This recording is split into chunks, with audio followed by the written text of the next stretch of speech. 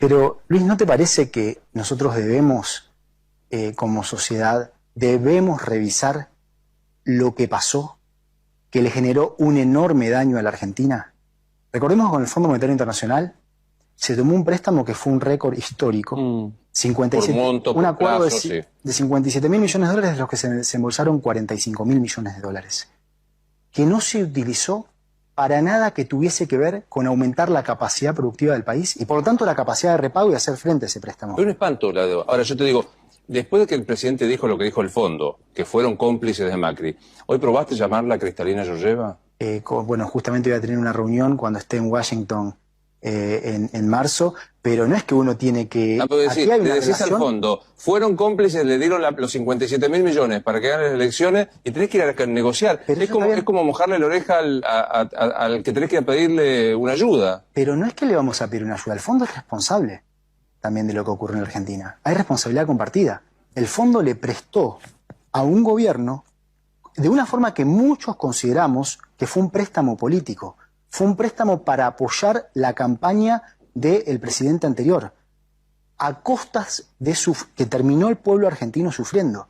Las cosas hay que decirlas con franqueza. Mirá si porque estemos negociando no nos vamos a decir a las caras las cosas como son. Eso fue así. Eso fue un error en donde hay responsabilidad compartida. También hay respeto. Y trabajamos de una forma constructiva, con todo el staff del Fondo Monetario Internacional, con el cual hemos ido logrando progresos importantes en alcanzar entendimientos mutuos. Buen día, amigos. Qué lindo saludarlos, qué lindo tener nuestra herramienta maravillosa de la AM750 para dar pelea, para dar batalla, para tratar por lo menos de hacer escuchar alguna otra voz, por cierto, no la única, pero de las muy pocas que se levantan contra este sistema oprobioso, contra este ataque persistente a lo que llamamos pueblo, porque en eso están. Cada cual hace su juego, ya sea como dueño de medios de comunicación o como servil de esos medios de comunicación. Enseguida vamos a ir con lo de Guzmán. Permítanme decirles que el día está raro, qué sé yo, no, indefinible, está todo nublado, pero no son nubes amenazantes, parecen nubes altas, no como cuando uno cree que saca la mano por la ventana y las toca. La temperatura es de calor, 24 grados, exactamente la de ayer a esta hora, quiero decir que es un día pesado. Las hojas hablan mansamente entre ellas, las ramas, como si fueran vecinas que finalmente solucionaron sus peleas, es decir, están calmas. Y el día es de verano rebelde, de verano que cuando ve llegar al otoño se resiste y seguramente se va a meter algunos días en marzo también, por ahí en abril. Estas semanas suelen ser extrañamente agradables para los que se van de vacaciones. Frente al prestigio de enero y de febrero un poco menos, marzo es como el lunes en los días.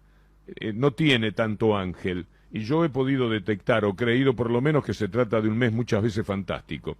Ahora prepárense porque dicho de esto, se parte la tierra, caen rayos y centellas. Suele pasar. Como me pasó con el parlante. Anoche, ayer, a la mañana nos quejábamos porque el parlante se estaba cortando más veces aquí en mi casa de lo que es habitual. Cortecitos que si estoy hablando con alguien no me permite saber si cerró su frase y cuando yo tengo que intercalar mi pregunta.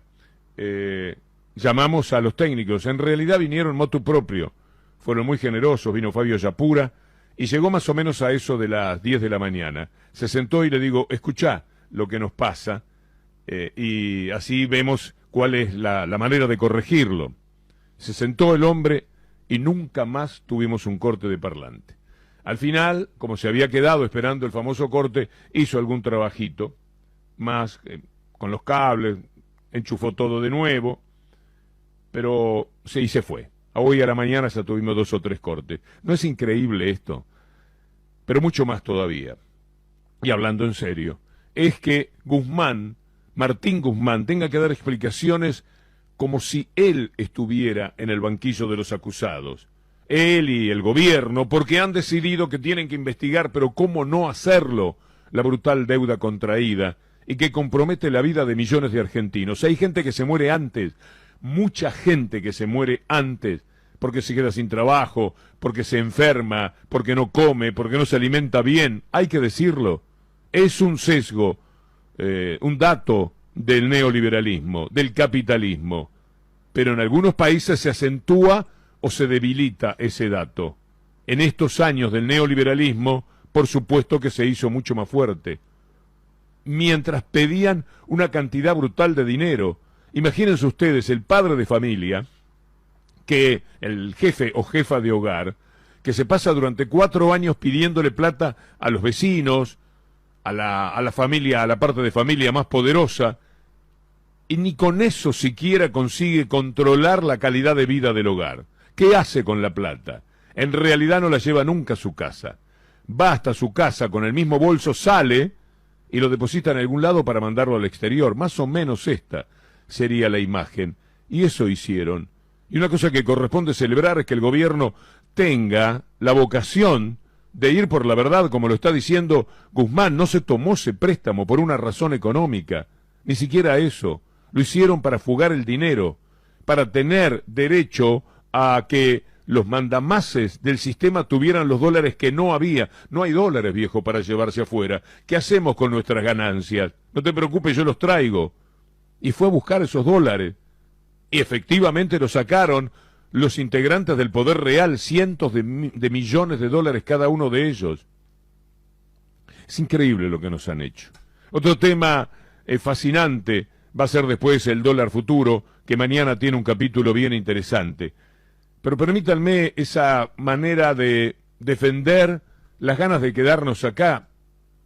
Es decir, de que uno pueda irse por una elección humana que tenga que estar referida a eso, a ese aspecto, pero no porque no se puede vivir en la Argentina.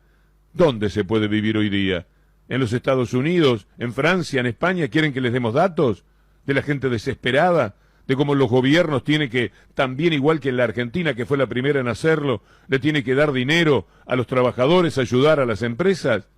Es necesario hablar de cómo tuvieron de buenas a primeras los que nunca hicieron nada por el sistema de salud, que reforzarlo frente a lo que ha ocurrido con el COVID-19.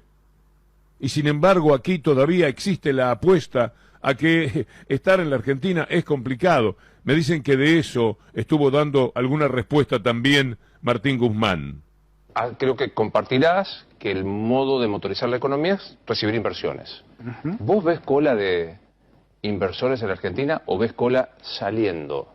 No, ni una cosa ni la otra. ¿No ves cantidad de empresarios que se fueron a Uruguay? Los uruguayos están encantados, ¿eh? No, pero eso guarda. ¿Cuántos empresarios se fueron a Uruguay y dejaron de producir en la Argentina? Muchos empresarios hasta radicaron fiscalmente, muchos ciudadanos radicaron fiscalmente su domicilio en Uruguay. ¿Pero dejaron de producir en la Argentina por eso? Porque no, yo con muchos de ellos me encuentro. Algunos viven en Uruguay y se toman un avión y vienen y charlamos y producen en la Argentina. Dicen que se raja del país el gorilón, pues vivir en otro lado le hace creer que es superior.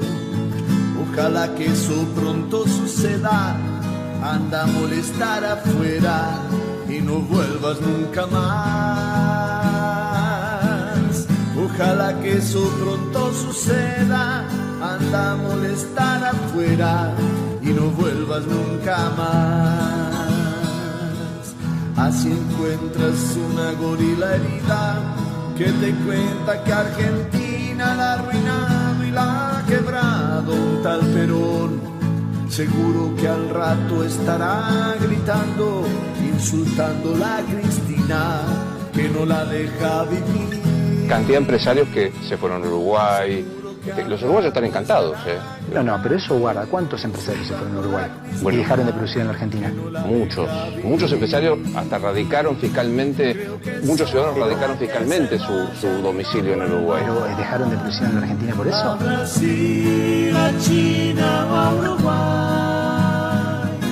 Creo que podrían irse a Chile o se vayan a la mierda y no vuelvan nunca más. Basta ya de promesas incumplidas, como el día que dijiste que de acá te querías ir. Ándate a vivir entre los gringos, donde esperan a un sudaca pa' que le lave los pies. Seguro que al rato estarás pidiendo que te busquen de aerolínea para volver al país. Creo que nadie debería dejar que vuelvas y que allá te tengas que quedar. Creo que no sentiré melancolía, solo alivio y alegría porque no estés más aquí.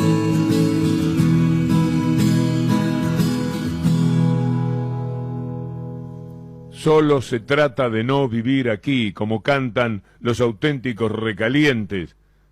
Cintia García, buen día. Buen día, Víctor Hugo, buen día, compañeros. Claro, y ahora